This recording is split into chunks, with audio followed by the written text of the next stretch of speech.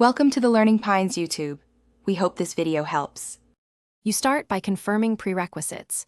Your ICCICI RuPay credit card and the registered mobile number must be active. Once done, open Google Pay and tap payment methods, then the plus icon to add a card. You select credit or debit card and grant SMS permission so OTP can be read automatically. This speeds verification and reduces manual errors.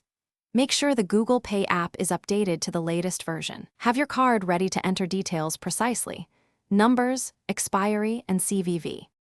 You now enter card details: number, expiry, and name exactly as on the ICCICI card, then type the CVV. Once submitted, choose ICCICI Bank and the RuPay scheme if Google Pay prompts for a scheme selection. That ensures the correct routing. You will receive a 3D secure OTP via SMS to your registered mobile. Enter it promptly or allow autofill. This step authenticates you with the bank. Do not switch apps while OTP is processing, because timeouts can force a restart. You finish by confirming the card appears under Payment Methods and optionally set it as default. Once linked, test with a low-value contactless or merchant payment to ensure transactions route correctly. If OTP is not received, request resend and immediately verify the mobile number on file with ICCICI.